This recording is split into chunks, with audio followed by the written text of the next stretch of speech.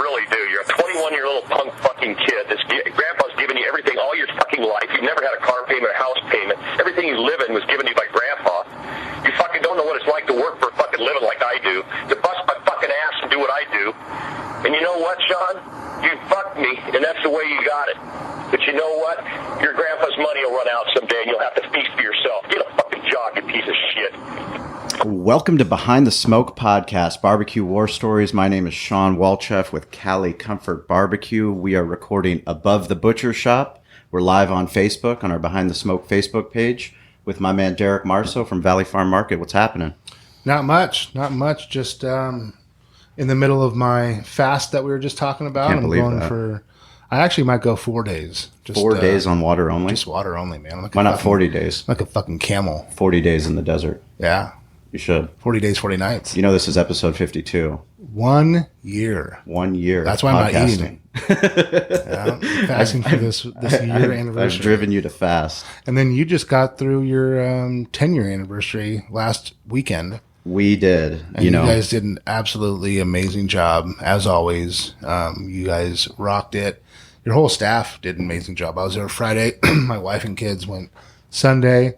And it was just really cool to see the community come out and really support, and people that you haven't seen for a long time, I'm sure. And, you know, people just coming out and showing and telling stories of the Cali Comfort when I first went there, this and that. So, you know, congratulations on that. Well, thank you very much. Yeah, it's one of those things. We started this podcasting journey as a business and digital marketing podcast to dig deep into all the things that go wrong in business, all the jagged rocks that we hit on the cliffs on the way down. That voicemail was from a former business partner before we opened up Cali Comfort, which was 2007. But since 2008, for 10 years running the restaurant, I mean, last weekend was probably one of the most rewarding things that we've been able to do. And, you know, I was 20 hours at the restaurant on Thursday. I mean, we went up to Mighty 1090 with Ben Higgins and Steve Woods. Corey went up there, Bill. We had a Padres Meet Twitter party. We gave away pint glasses on Friday. We had Cali VIPs coming in on Sunday, and just so many different people that have kept the doors open, but have been part of the journey. And, you know, we have staff that worked so hard last weekend. I mean, we were stretched thin to handle all the people that came in, but, you know, we would have it no other way. I mean, that's why we do what we do. How many of your employees have been there since the start? I know Eric. Well, Eric's been there since the start, and then probably Avalardo, who has been there since 1994, so since I was in 8th grade. Yeah, it's pretty incredible. So he kind of knows his way around He knows his way around. He knows where the skeletons are buried. Gotcha. Yeah, he knows where the skeletons are buried for sure. But yeah, no, it was an epic weekend, and, you know, my wife came out and my son, and they were just so happy to thank people and hang out and take selfies. And, you know, it was just such a cool thing. I mean, Trotter came out on Saturday. People that have been on this podcast, Jeff Dotseth, Dave Palais, Coop. Yeah, Coop came out with his wife on Friday night. You know, that's Barbecue Gives Back the Gulls. Derek Dawson, Craig Elston, they came out as well. And it's such a cool thing to be able to be in business. And, you know, part of the biggest thing about this podcast is dealing with the difficulties, but also the rewards of being an entrepreneur. And because of podcasting, we've been able to talk to other barbecue personalities, other people in business, but also people that aren't in barbecue, people that are leaders in different areas and different fields. And today's really special for us because of Abby. Yeah. Abby set this up. We talk about Abby quite a bit on this show lately, and she is my assistant and our assistant for our events, and she's an absolute rock star, and she introduced us to Rich. And you know, I think you guys have known each other for 20 years-ish. Yeah. And it's been a while. You know, I'm just fortunate that we've created a relationship now, and we welcome you to our podcast room. Thanks for having me. What's happening, Rich? Living the dream, as I say. Well, give us a quick breakdown of the origin story so people have an idea of all the multiple things that you're doing. I think there's a lot of hats there. My introduction wouldn't have done it any justice. We're very impressed with what you've been able to create. Well, thank you very much. Well, by trade, I'm a firefighter, so I've been in the fire service for about 25 years now, and 5 more years to go before I retire. I love every minute of it. And then also have an entrepreneur bug inside of me. I've had forever. And so there's a few businesses that I have and some other things I want to do in life and I've done and continue to do. As you can see, we got the Third Alarm Coffee and Tea. So it's a big business that I run now. And we essentially focus on wholesale coffee to restaurants and hotels and hospitals, casinos, and all those kinds of places. And then see a couple books on there. I wrote a couple best-selling books on Amazon, which I was a bestseller for about 6 hours. And then I do a bunch of other things as well. There's some other online businesses that I'm starting to create. There's a supplement company for firefighters, some supplements for stress and for sleep and joints and a multivitamin, things like that. So I'm working on that. And then I also dabble in real estate, on a real estate company. And so I stay busy. But besides all of that, I'm a single dad. And the most important thing is my daughter. There you So go. I got a 3-year-old beautiful daughter named Sienna. And that's my number one focus. So even with all the stuff that I do, I work everything around her. So I block my time. And obviously the fire department has a certain schedule. And then I block my time with my daughter from there.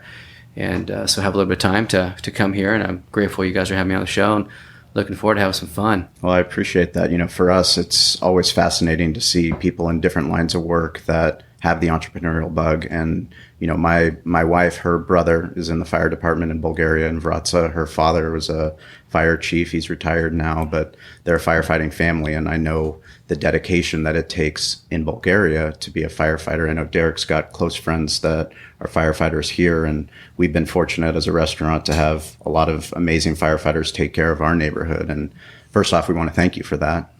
Also want to find out how you find the time when you're not fighting fires to dive into something like starting a coffee company. Yeah, thank you. I appreciate that. It's interesting. This book here I wrote, Serving Without Selling, what being a firefighter taught me about business. And you kind of touch on something, you said discipline. And it's unique because in the fire service, there's a lot of similarities to business. And you both can relate, and everybody in the room can relate, and the listeners that are business owners in terms of discipline and self-awareness, failures, successes, and things of those nature. So, I was thinking one day, I said, the fire service is a lot like opening a business and then running a business. And if I applied the same things that I learned in the fire service to running a business, and essentially what that is serving, I won't have to sell. And so I kind of wrote this book about how when you first get hired, kind of briefly run through it. It's like being in the fire academy. So you first open your business, right? And then the first year you're on probation in the fire service, and your first year in business is one of the toughest, right? Absolutely. Sure. Because everybody knows. And so what we kind of go through and how you can apply that same concept of the discipline and self-awareness and trials and tribulations to being a business owner, and then the whole concept about serving. And if we're always in a state of service, then we will be successful. It may not be the success you think or you vision for that respective business. It may take you somewhere else, right? But you'll be successful if you're always in service. And in the fire service, we're always in service. We don't get bonuses or anything like that for being nicer and those kinds of things. We are always in service. And if entrepreneurs or business owners remained in service all the time, it would be fun for them, it would be fulfilling, and they would be that more successful, I think. So I wrote a book about that, and it's pretty cool. And so if you guys get a chance, pick it up on Amazon. You can do that. I think it's 99 cents for the digital copy. That's pretty amazing. I talk about that a lot. I get asked to speak at schools and different places, and I always say when we talk about leadership, and leadership comes with a lot of different characteristics, but one of the best things for leadership I always talk about is you're doing a service. You have to serve people. And that's what a true leader does. And to talk about service without selling, it's like, look, I don't need to sell myself. Yeah. What I need to do is get out there and serve people and let my true character come out and who I am and what I want to do for the community, and it will pay for itself. You don't need to sell anything. People will gravitate towards you in just those natural, organic ways and not having to oversell. So that's actually pretty cool. I really like that title because it's something that really hits home with me, because that's truly what I want to do, is do whatever I can to serve others and help whoever I can. And I think if people sit in that and they become the best of them they can be, and they understand that it's okay, not everybody's going to buy from them or go to their establishment and so forth, that's fine. But it's hard for a lot of people to understand that. If they want to be able to sell or to be everything to everyone, that's not how it works. And you just run yourself into the ground if you do that. So you talk about that, and that's super important for entrepreneurs or really anybody to think about. Just be in service and be who you are, and who will work with you, and what works out will work out, what doesn't. But that's when you're the most powerful of who you are. And that's when you don't let anybody dim your light. And you kind of just function on what you are and what you're about. Of course, do you talk about leadership? We're always growing, becoming better, and those kinds of things. But I think it's super important for people that are in customer service and clients and sales and those kinds of things to be who they are. Right. Yeah, I think one of the reasons why Derek and I connected the way that we did is it was based off of charity. When we were young, he was taking over his existing butcher shop family business, and I was trying to get the doors open at Cali Comfort and trying to do whatever we could to make sure we didn't go out of business. But we always had people that were asking for us to give back, and giving back was something that was so important, especially through sports for us. And I went over and I asked him if he was willing to be, the sponsor of our barbecue festival, our amateur barbecue contest. And he, without hesitation, he said yes. And, now to think 10 years later, we've developed this brotherhood because of barbecue, because of charity, because of service. It's one of the things why we love doing the podcast is because it's not about selling. It's not about our restaurant. It's not about Valley Farm. It's about learning from people that are doing really cool things. And the people that are doing cool things are unique because they're doing something they're passionate about, but they're also doing something that's not about them. It's about something bigger. And, I'm very excited to get to read the book because, just the title of the book alone gets me very fired up because it's not a transaction. And those are the things that, give you that poor feeling, that gross feeling when you're going to a car lot and you feel like you're going to get sold. That's why I bring Derek. So, he's a large man. He can force his way into any deal. Dude, there's nothing worse than just feeling that, I could tell them what they're going to say before they're going to say it to me. Yes. And there's nothing worse than that. There's nothing worse than going to a fucking establishment and it's stuffy and it's just they're going to try to upsell you on something. When there's just that transparency, I talk to my employees about it all the time. I'm like, look, get them what they want. Yes. And you don't need to sell them, if they came in for chicken breast, look, I don't expect you to sell them a Wagyu, sure, ribeye. I don't expect that. What you can do is you can educate them on it and let them know what it is, but just be very, very transparent and organic with everything that you do, and do not oversell people on stuff because there's no feeling that I hate more than people trying to manipulate me. Sure. I can't stand it. Well, it's funny how far our culture has come. If you think just in restaurants specifically, before the training for servers would always be, how do you upsell? How do you create that upsell moment so that you get a higher guest check average? It's not about the upsell. What we talk to our servers about is your job is to know the most about the menu so that you can be a guide. You're a guide for the table, and you have to listen to the table and find out what do they want, what do you think their needs are, their wants are, and to give them the best experience possible. If that happens to be a peach cobbler at the end of the meal, then that happens to be that, but don't force them a peach cobbler. Sure. That's not what it's about. It's about giving them an incredible experience. And, those are the things that I think as we continue to go in business, we're going to see a lot more companies making that pivot because people you don't like that feeling. It's a terrible feeling. Nowadays, there's so many different places to go that if you're not creating a place that has an experience, you're going to miss out. We talk about it all the time, but it can't be a transactional experience. It can't come in here like, give me a loaf of bread, ring it up, and I'm out. Sure, there's going to be a time and place for that. What Amazon Go is going to do, and sure, there's going to be, but that's not who I'm going to be because I want to give a service to this community and talk to them about their families and know who they are and be, give them that experience when they come in here. They're excited. There's something that they can drink kombucha or they can drink. That's incredible, by the way. Cold brew coffee on tap at the store, walk around with it and have something to drink, and something different and cool is what we try to strive for. So tell us, when did you start Third Alarm Coffee? I started Third Alarm Coffee about 10 years ago in my garage, and it was just kind of an idea, kind of like you, a former business partner. A buddy of mine came over to my house. Did he leave you a voicemail like mine? No. He's a very soft. I'm still waiting for a podcast guest to bring me a voicemail like that. No, he's a soft-spoken, nice guy, but just didn't work out. He had other things in life that he needed to focus on, and some other competing priorities. And so we just essentially started and went through a bunch of different, just evolved, right? And was it coffee always? The drive was coffee? Yeah, it was coffee, yeah. Okay. And so now we have all kinds of different products. But yeah, so basically, started in the garage, and now we have a 40,000 square foot facility that we partner up with some other folks. We have a master roaster who's been doing it for 20 plus years.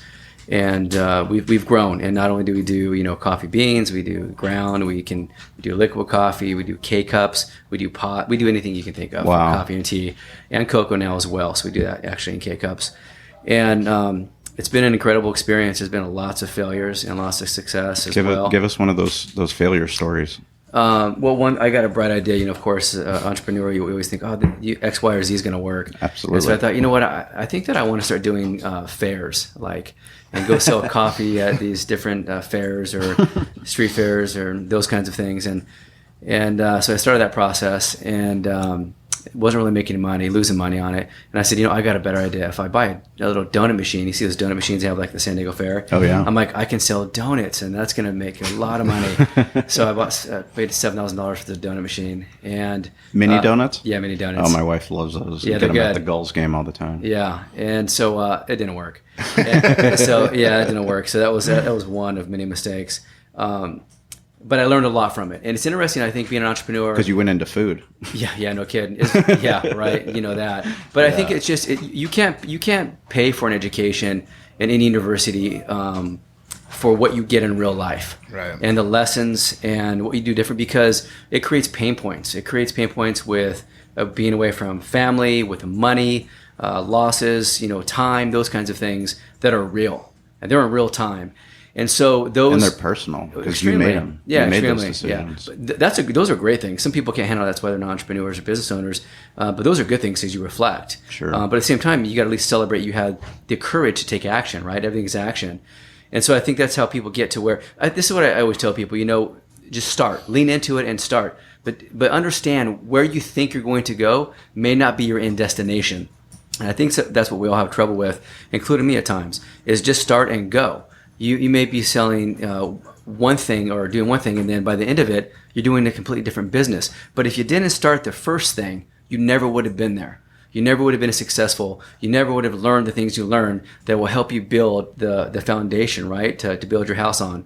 So sometimes we just have to start without knowing where it's going to end. And if it doesn't end the way we want, we just continue to push through, right? There's some things we tap out and give on, like the donut machine, but that took me some other ways, some other routes, and it made me think harder about where and what I want to do with business. And so then I dove into just a wholesale piece instead of retail for a few other reasons, and that was one of them, and that's been doing really well. So that was one of many mistakes, but I just remember being out at these fairs late at night thinking, what am I doing? Right. Fair work is hard work. Yeah. Oh, yeah. Yeah. You learn a lot. You learn a lot when you set up a booth at any kind of event, especially of anything that's high volume like a fair. Yeah.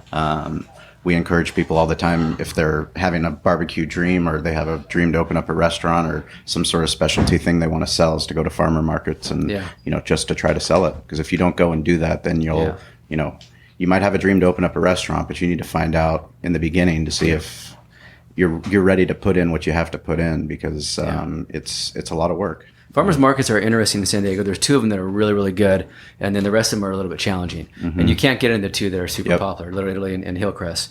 Those are the ones that you want to get into. Yeah, you'll do really well there. They're established. But yeah, one of the things that I wanted to do is I wanted to make sure that if I started a company, I wanted to give back. Right. And you guys obviously have met in that kind of arena and still do what you do. And so partnered with an organization called the Firefighter Cancer Support Network. They're a separate organization, a nationwide nonprofit that helps firefighters affected by cancer. Not many people know this, but 1 in 3 firefighters will be affected with cancer. Doesn't mean they're all going to die from cancer, although unfortunately we do have quite a few deaths from cancer, but 1 in 3 will be diagnosed. It's pretty alarming. Themselves. Yeah, it's pretty alarming. And so the FCSN is a fantastic organization. They do a lot of really neat things. And so that's who I kind of give back to with Third Alarm Coffee. Obviously, it's near and dear to my heart because of being a firefighter for 25 years, and I like what they're about. I like how the organization is run and what they do. And so that's one thing that's a little bit different about my coffee company essentially than others, is that there is what I call CSR, corporate social responsibility component built in that's very real and true. Mm-hmm. I didn't talk about it for a long time, for many years. Until I started realizing people like that. Yeah. They can appreciate and respect that. And then there's obviously numbers that shows consumers will switch brands based on those kind of community involvement or give backs that are real and that are pure. And so that's something that's really important as well with the Third Alarm Coffee. Were you impacted personally? I was cancer? not. No. Okay. Yeah, not me personally. But you chose cancer because did you come up on the statistic, or how did it? Well, I wasn't affected personally, but my body is helped. But my father's a cancer survivor. Okay. So it's something he's going to live with until he's out of here. Yeah. And of course, a lot of other friends and firefighters that have been affected by cancer and that are no longer here. And cancer sucks. It's a shitty thing. And so if there's something I can do to give back and give back to profession that it's a privilege to be in, it's a privilege to be a firefighter, and it's been so good to me, I wanted to do that. That's really cool. And it wasn't just about trying to make a buck. It was about really kind of doing something good at the same time. So that's really cool. Yeah, well, we have to hurry up and get you guys in here. Yeah, I've been lagging. It's my fault. Yeah, we got to get some of this coffee in here because anything like this, it really strikes home with me, and it's it's about giving back, about doing everything that we can to help others. That's at the end of the day. We're only here for such a short period of time, and it's not about us. It's about if we can leave this place a better place than what we came in as. So, I'm all for that. Anything, we can do some. Do you guys ever roast up coffee or anything? So yeah, tastings and Well, we know we have our facility up in Oceanside, but we can do whatever you want. I can bring a little sit up here or something, or bring some coffee. You guys ever think about doing cold brew? We're thinking that's one thing we don't do. Yeah. And we're thinking about it. Yeah, we are. Cold brew is hot. Yeah. Huge, super hot. That's probably my biggest. You can't even keep product. Can't keep the stuff in stock. Not, is that right? No. Not at all. Trident coffee cannot keep it in stock. We have the one that has the MCT oil in it. Yeah. And the just the regular. We sell out. This is a cold brew on tap that we have in the store. So you can just walk around, pour yourself a coffee, and walk around the store. And we sell kegs of it a week. No kidding. Yeah. And we're a small store. You know? Yeah. So we definitely do something with you. We can be your guinea pig. We'll. So see, you always bring a notepad and you write things down. There you go. Everywhere you go. Call to action. I like it. Yeah. No, it's definitely true. You never know when you're going to figure something out. Those aha moments, especially you're saying you have that entrepreneur spirit. It's something that I guess we didn't even know we were born with, but it's just we always look for something like, oh, what can I do here? What can I do there? But yeah, cold brew, I'm telling you, and that's pretty much the only coffee I'll drink. I probably have a coffee a month, one a month. I don't drink much coffee, but if I do, it's definitely a cold brew. Can you do it right now on your fast? No. Okay. No. Nope. Not right now. I don't know. I think I'll do 4 days on the fast, man. Yeah.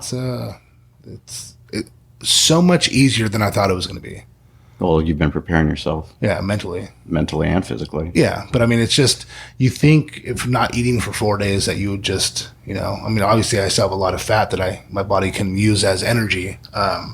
But it's a lot easier, and I feel great right now. So just keep drinking water, and until I don't feel good, I'm gonna keep going. Well, I'll see how you look after 4 days and decide if I'm gonna do it myself. You should start right now with me. I should. I might. Right. I might. That was one of my buddies. He'd always say, "I'd love to," was his thing. I'd love to. You want to do this? I'd love to. Which always meant he's never going to do it. He'd love to do it, but he's just not going to. So that's pretty much what you're doing to me right now. Is that how it is? Yeah. Yeah, it's kind of like answering, do you like it? Does it taste good? Yeah. Well, it's interesting. Right. It's interesting. Yeah. It's non-committal. Yeah, exactly.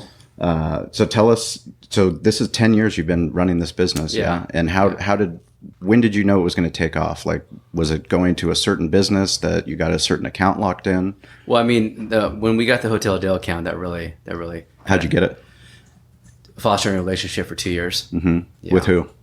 Well, he's now the manager of the property. Oh, nice. Yeah, and he wasn't at the time. How did you find him? Did you walk in there? Did you just say? Yeah, I just it's I think that's one of the biggest hurdles for people. How do I get? And you can apply the same concept to anything, right? How do I get clients? What do I do? I don't know how to sell. I don't know how to serve. I don't know how to this. Those are just limiting beliefs, right? So essentially, you just go out and you do it. And so I just be who I am, kind of to tag on what you're talking about. Right. And so I'll email, I'll call, and then I'll show up in person, and I'll serve. I'll drop off gifts. I don't want to say hi. I won't bug. I'll lay some groundwork. Give some information about what we're about, and just kind of let things go. Obviously, some people are more on board sooner than others. Mm-hmm. And if some are not on board, that's fine too, because you never know. Maybe they're not on board for that property or that restaurant, but they go to a different restaurant or a different property, and now they have the power to make a decision. And if you weren't a jerk and you were nice, you might get your product in that respective organization. So, but it took a while, and I just kept asking and going there and having breakfast there and those kinds of things. There's one, if I could give any kind of tools of the trade, I guess, if you will, with that process, is that, you always hear about gatekeepers. So let's say I would call up and want to talk to the general manager. If I just call up and talk to a front desk person or a gatekeeper and say, can I talk to, Joe Smith? Who's calling, please? And you never get through. So there's kind of this little concept you can do where you call up and say, hey, who's the general manager? If you can't find it online, or the right people, the purchaser, those kinds of things, who's the chef, whoever makes a decision that in your industry. If you can't find that, you call up, go ask who that person is. Okay, hey, thanks, and you hang up. You wait a day or two, and you come back. Hey, can I speak to Joe, please? Yeah, who's it? Oh, this is Rich.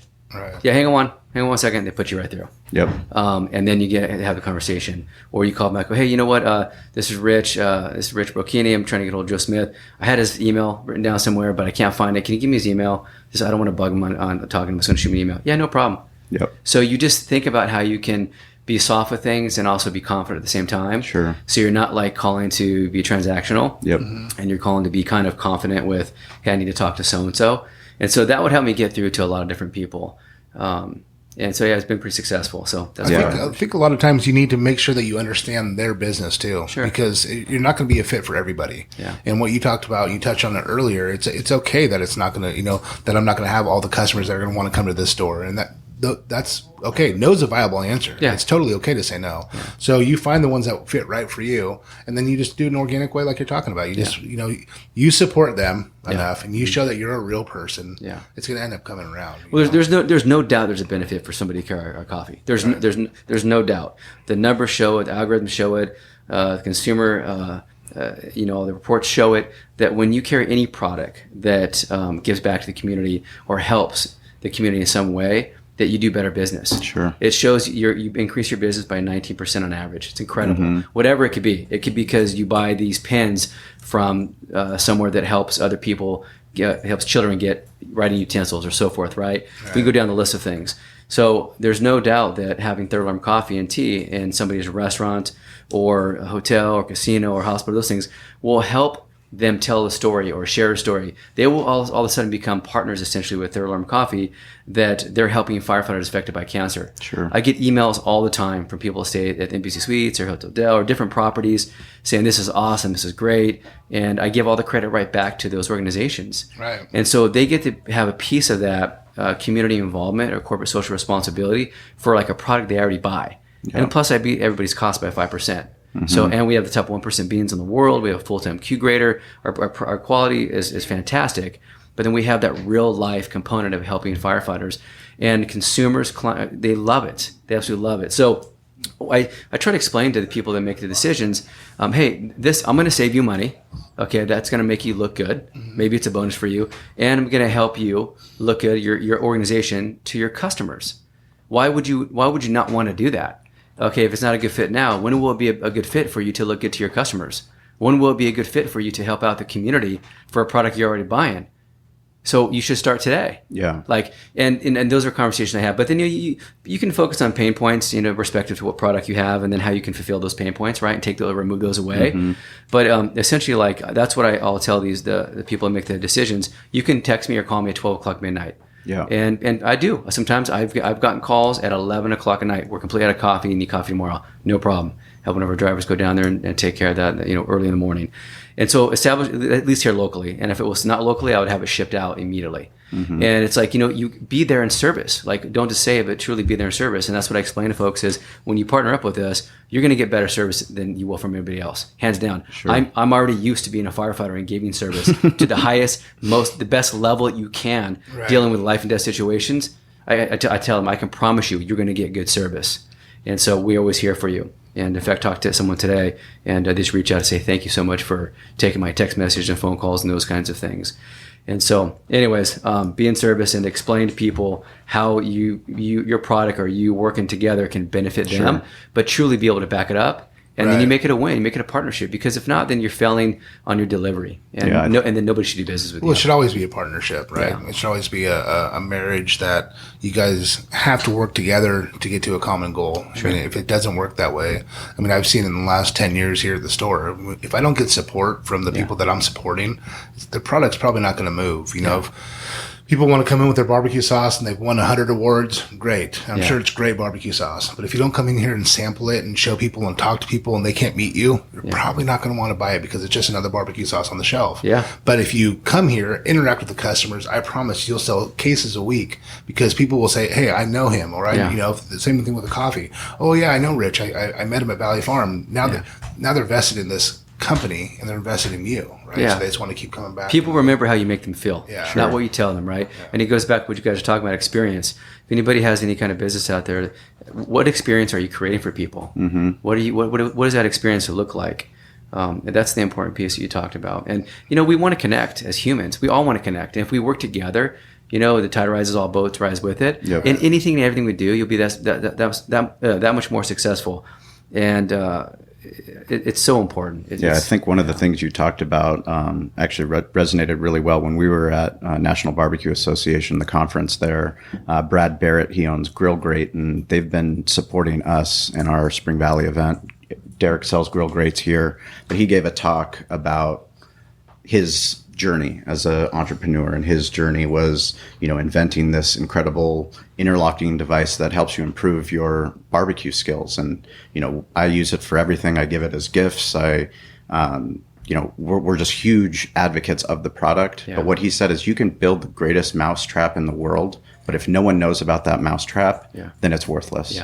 And he's like, that's where so many people fail, is that they're unwilling to do the hard work and to go to all the different places that he has to go to, all the trade shows that he goes, all the, you know, stores where he'll go and do a pop-up demonstration, you know, at an Ace Hardware. And he's like, you have to do that because that's where the magic happens. Because so much stuff happens when you're out there. And that's happened for us, you know, because we're willing to go to the radio station at 5 a.m. and to feed not just one radio station, but all the stations that are there, you never know where that relationship's going to happen. Or who's eating that food. I mean, you can come in here. I mean, we're a little grocery store, but if all of a sudden, you know, we have very wealthy people that live up right above us on Mount Helix, and if someone comes down, they own, you know, a hotel somewhere, and they're like, oh, I didn't even know this coffee even existed. But now you're here doing the coffee, or I didn't even know this was, you know, a restaurant, you know, they want to try new barbecue sauce. Oh, I didn't even know this barbecue sauce was even out there.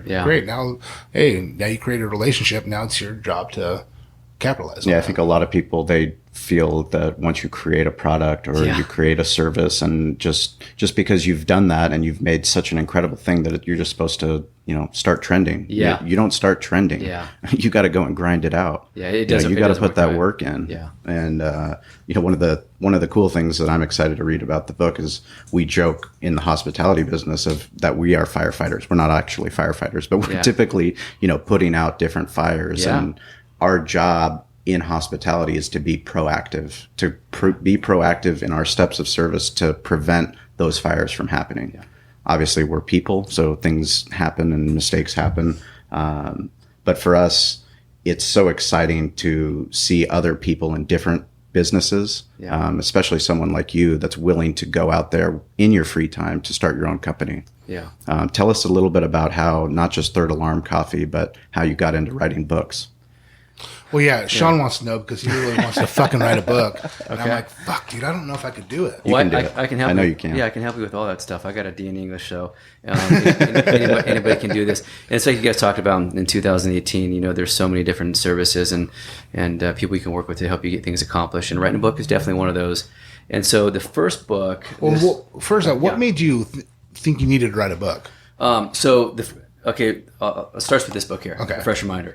So.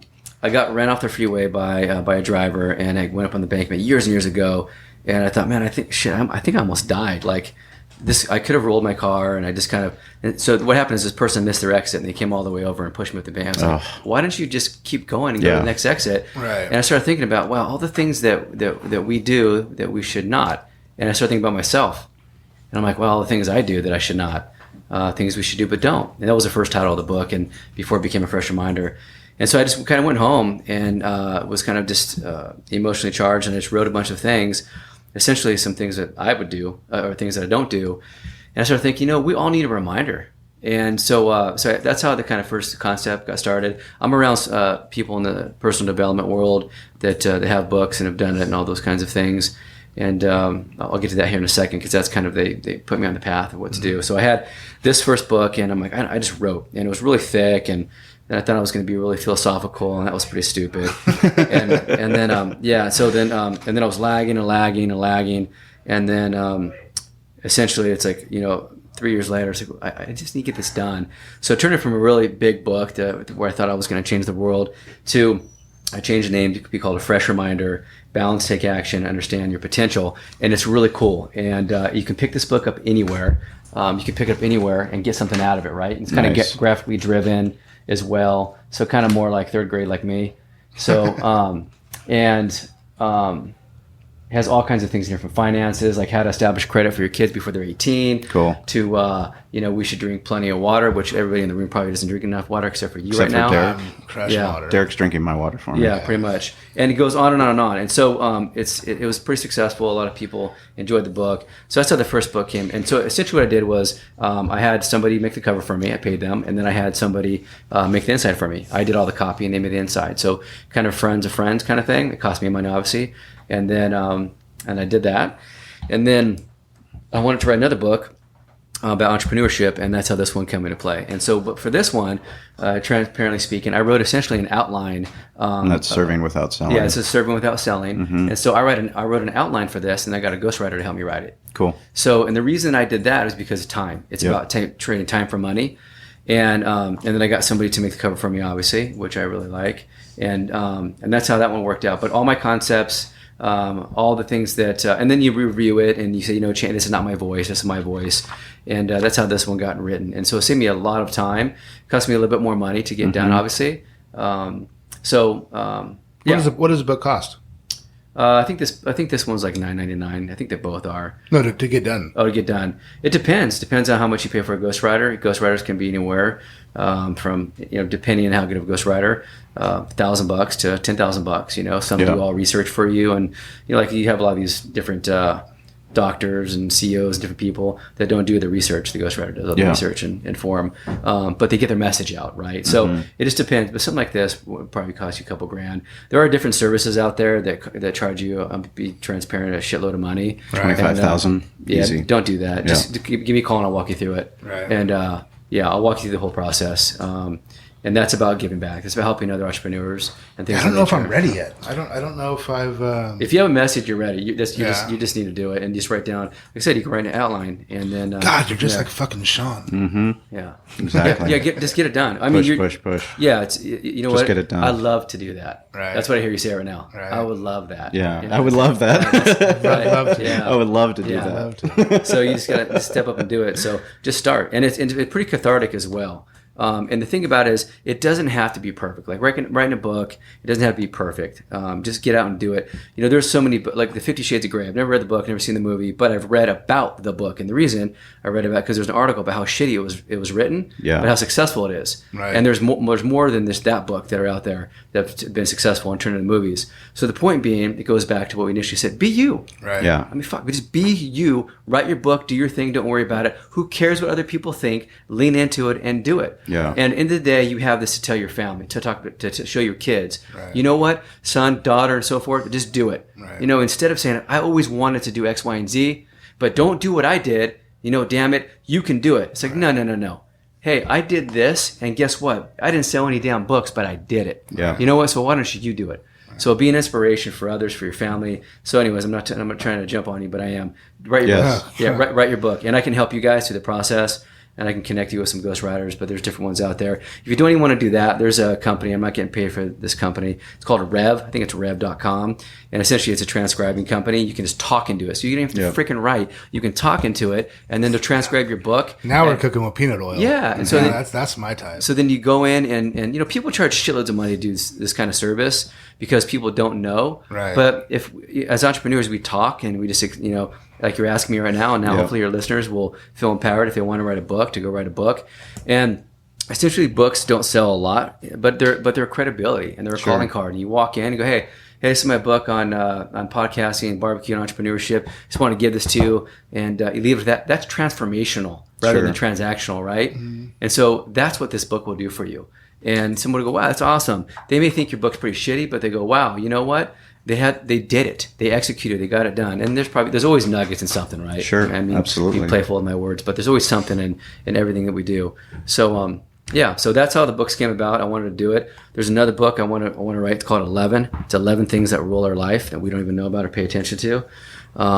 Is that in the works? Are you gonna do it? I keep notes on it. Yeah. So I keep notes on that.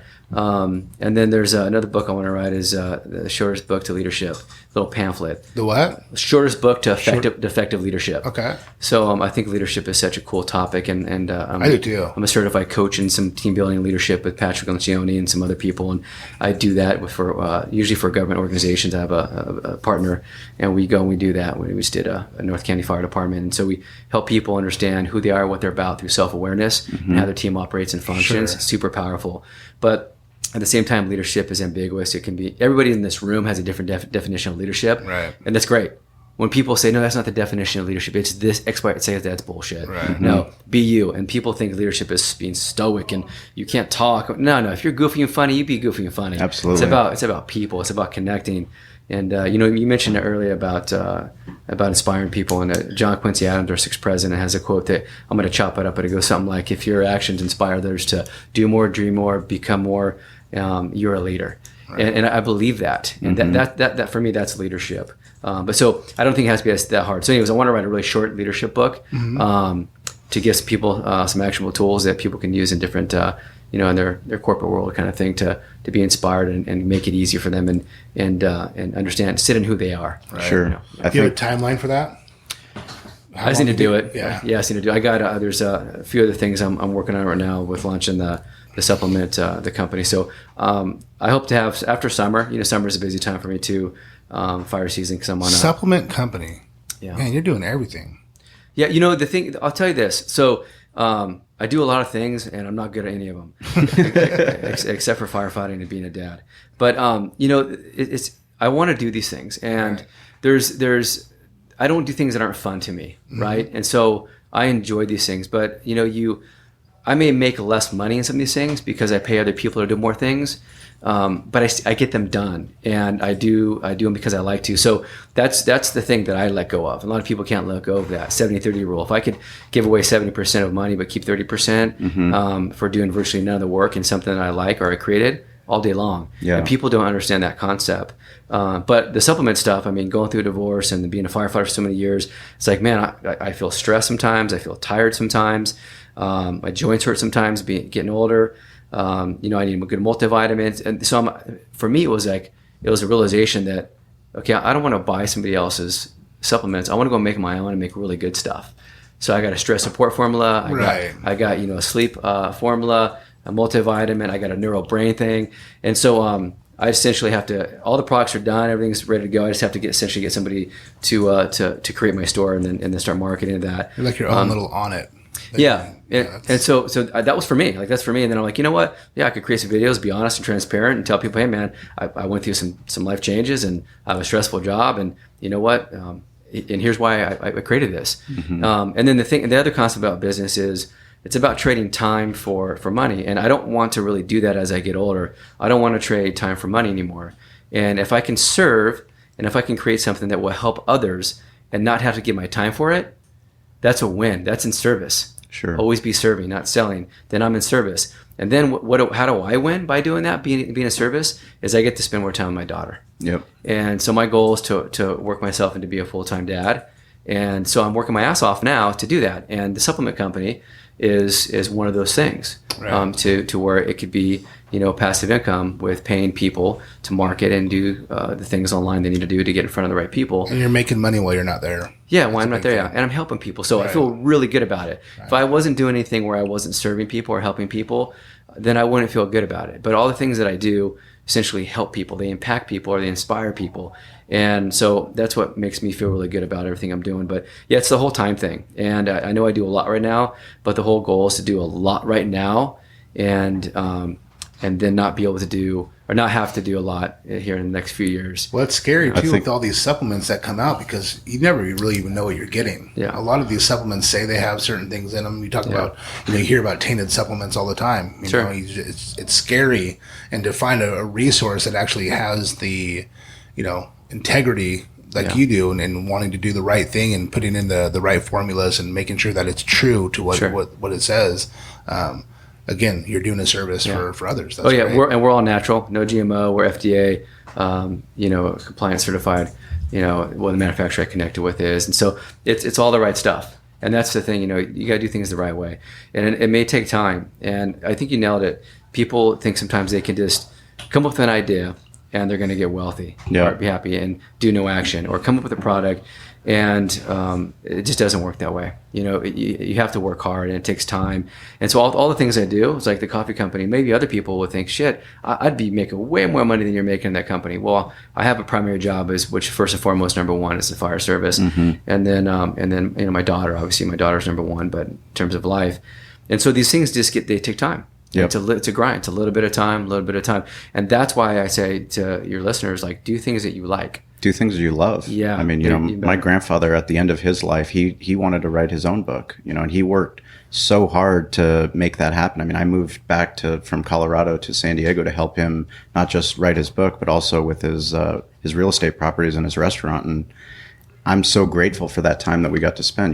We hired a ghostwriter, John Shore. He helped us finish the book, and we were able to not only print it in English, but then we translated it into Bulgarian. And, it's forever my son now will be able to, read about his great grandfather. And that's something that's so cool. Yeah. And if you think about where technology is now, I mean, podcasting has allowed us to story tell in a way that, my grandfather couldn't. He would record into a dictating machine, and either myself or his assistant would type out, what he wanted to say, and then we'd give it to the ghostwriter, and they would, form that into chapters, and it was a long process. But now, because of just storytelling, because of audio, I mean, that's why we tell so many people to start podcasting. I mean, podcasting is a perfect platform for you. Yeah. So I'm going to add another project to your list. Yeah.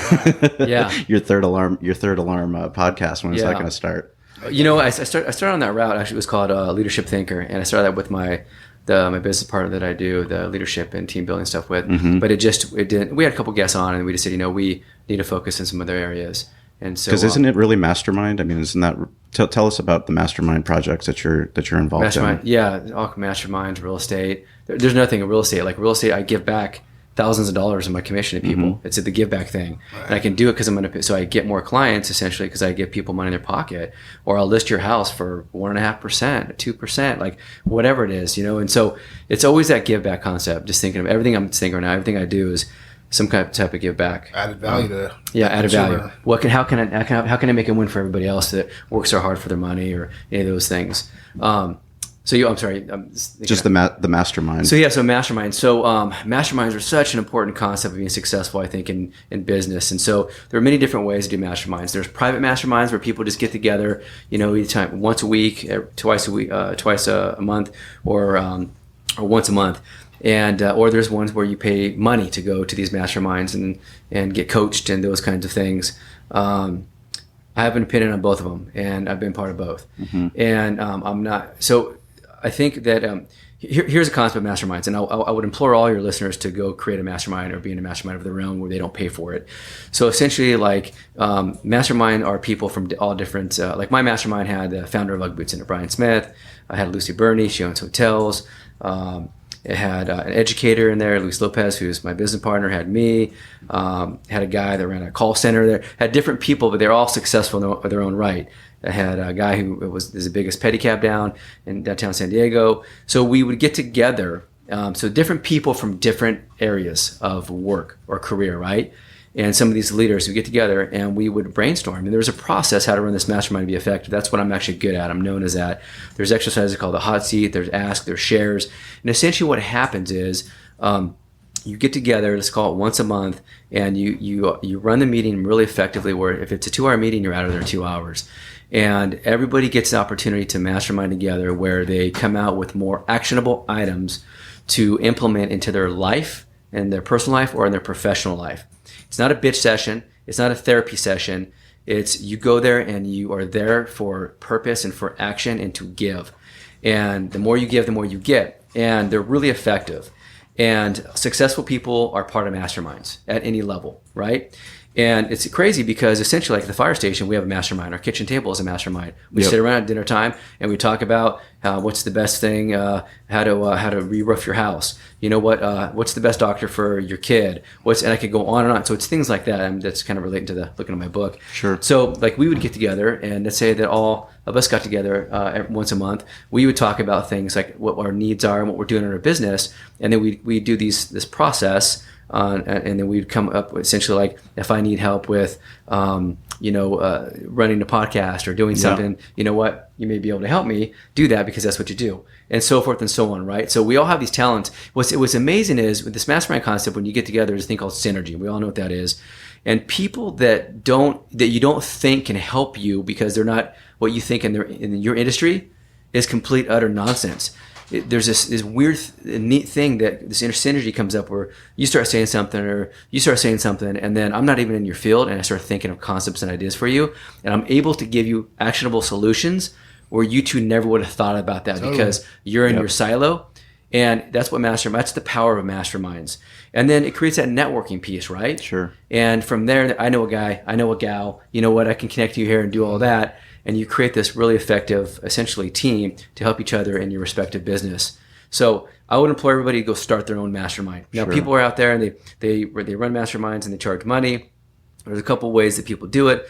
San Diego is the mecca for personal development. So I say that proudly and I say that cautiously. There are great people in the industry and there are shit people in the industry. I'm just going to be honest, my opinion. Okay? And so there are people that you vibe with, people you don't vibe with. Just find someone that you feel is value and what you can afford and those kinds of things if you're paying for something. So don't ever become part of a mastermind or a coaching program that says, hey, pay the X amount of money and I'm going to teach you how to run a business. And then you ask that person, cool, what businesses have you run? Yeah. And they say, oh, this is my business, teaching you how to run a business. Yeah. No, learn from the people that have done it. Well, it goes back to the transaction thing we were talking about earlier. I mean, if you're so concerned about raising money off of people that are vulnerable, they want to start their own business and you want to make that quick. I mean, it's so much deeper than that. Yeah. When you can give that information away for free and you can develop people that actually want to listen to you. I mean, the people that listen to this podcast every week, Derek and I, we're grateful for. Yeah. And it's our job to keep bringing on different people that have barbecue backgrounds, that have entrepreneurship backgrounds, that have leadership background, that are diverse too. Yeah. Because as much as we are passionate about fire and barbecue brought us together, we also respect that idea that there's other people out there that, the more that we talk, the more that we ask questions, the more that we're willing to learn, the bigger impact we can make, not just in our own lives, but for people that are actually tuning in. I mean, that's how it works. We all help each other. There are a lot of people that have a lot of things that can teach all of us, right? Always stay hungry and always keep learning. You can take something positive from everybody. Yeah, everybody. You can, and make sure you're open-minded to that. What you talked about with the mastermind. I have one of my best friends, Josh Keeber, who owns Next Gen Building Group. And, I mean, he's a contractor on one of the, he does a lot of big jobs. But I'll probably every single idea I've ever had, I probably run by him. Yeah. And for Valley Farm and restaurants and whatever. And he does the same thing with his contracting. He runs everything by me. Yeah. And we have a different outlook on some things, but we're so similar, but I might see something that he didn't really think of, or he can tell me something that I wasn't really thinking about. And it's like, when you can cross those, lives together, it's really powerful, the things that, as long as you're open and you don't think you know everything. Sure. That's what you have to do. You have to be very vulnerable and say, hey, I'm open to learn, but you have to always have that thirst for knowledge. So one of my struggles was when if I was hearing something I didn't want to hear, I'd be like, okay, I'd kind of turn it off. And one of my mentors told me, he goes, look, you got to take, when someone's talking to you, think of it as a handful of sand. Like you are at the beach, you pick up a handful of sand and you let go through your fingers what you don't want to keep, and you keep in the palm of your hand what you want to keep. When you get done with the conversation, say thank you. And turn around and walk away. Right. Because if you don't, you're going to miss potentially one thing that can shift your entire life. He's totally right. And I think we all do this, humans. If it's something we don't think we need we hear right now, we turn off right away. Keep listening, and then keep doing that with everybody. It's a really good practice to get into and helps with active listening too. But that's kind of what you're talking about. One thing about masterminds is So there's masterminds out there you can pay money for and stuff. But it's interesting you bring that up because I had been thinking about. I'm good at that. I am good at masterminds. I am good at empowering people and getting the best out of people and making people understand and see how they can be successful in all areas of their life.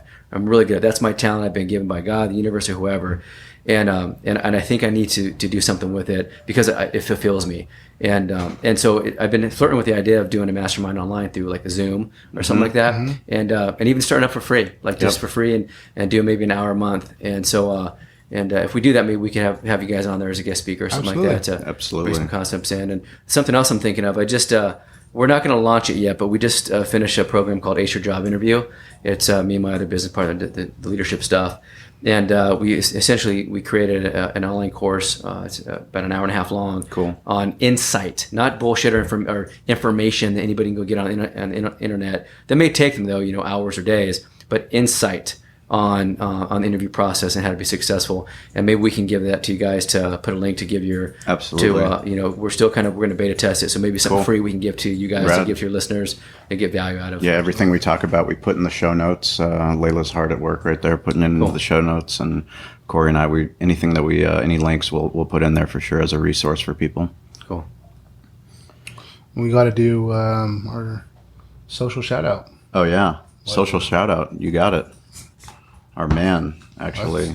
I'm looking at the notes that Corey sent me here. We haven't hit any of these, and I'm not saying we have to, but... Oh, yeah, let's go. Hit it. We're at... there was one... Where is it? Where'd it go? It's around here somewhere. Where were you born? There were some other questions like that. Maybe it fell out when I was walking up here. Right here? Is that the one? Yeah. Let's see here. Yeah, all right. I remember 1 out of the 20. It's pretty good. Yeah. Any questions? Any of these things you guys want to go over? You tell us.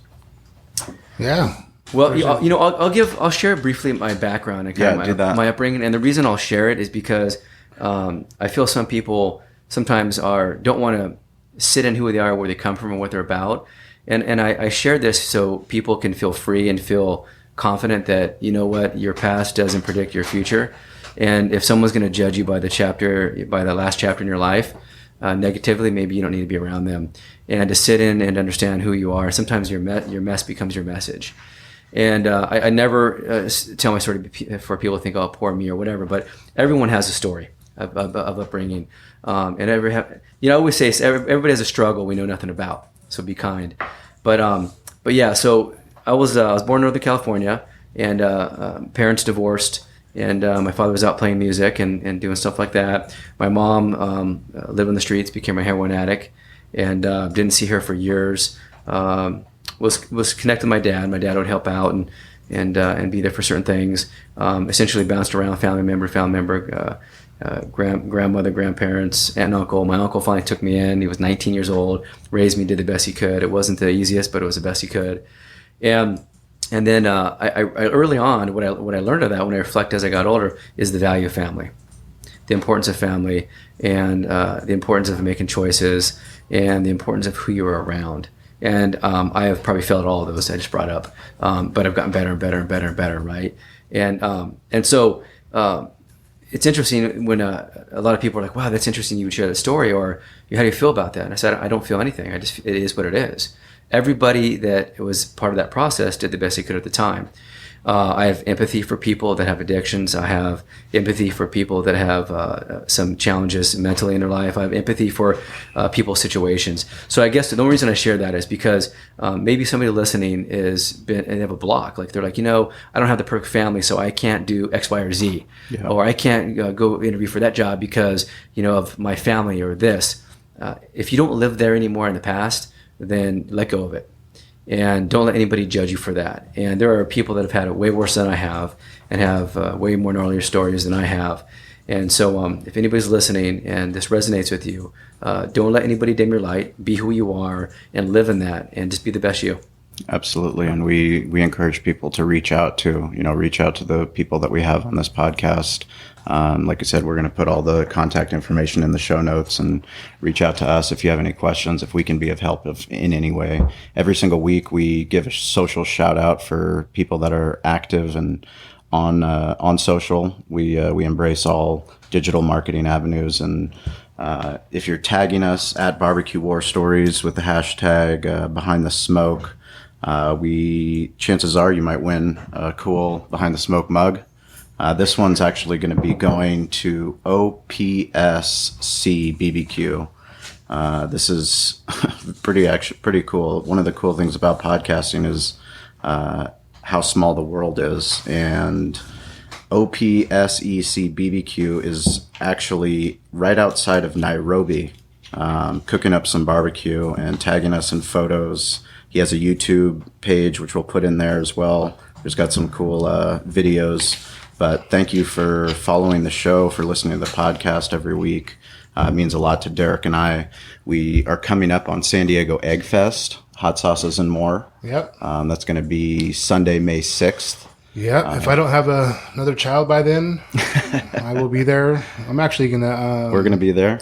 I'm going to butcher up a pig. Rad. I'm going to break one down. Rad. So give a little class, a little demonstration on how to properly break down a hog. Well, yeah, pay attention to our Behind the Smoke Facebook page and Instagram page. We're going to be giving away some tickets to the event, but you can also buy tickets at Hot Sauces and More. Cinco de Mayo, we're actually also going to be out at Ace Hardware as part of National Barbecue Association. They're doing a local trade barbecue pop-up at some Ace Hardware stores. So, do we have any around here? Apparently we do. We have five Ace Hardware stores in San Diego. So well, I mean around here, though. Not around here. East County. I think we could use one in Spring Valley if they want to open up. Right? We could. I would love one. That'd be rad. A little fucking hardware store around here. That'd be great. Yeah, Ace, if you're listening, open up. Hurry up. Hurry up. But yeah, we can't. We're so appreciative of your time. We're appreciative of your story. We're fired up about the coffee. That's for sure. We're gonna talk to Derek and try to figure out how to make that happen. But thank you for coming Behind the Smoke. Yeah, thanks for having me. I appreciate it. And if you guys ever want anything, any gifts to give away along with all your cool swag you guys have, I'll give some books and coffee or whatever you want to any of your listeners. Awesome. I appreciate that. We appreciate you and appreciate the time, man. Thanks. Yeah, thanks you guys. Appreciate it.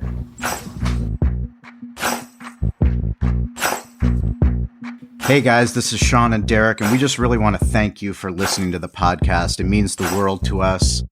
We'd like you to go check out behindthesmokemedia.com. That's our website where we have barbecue resources for you to help build your barbecue business.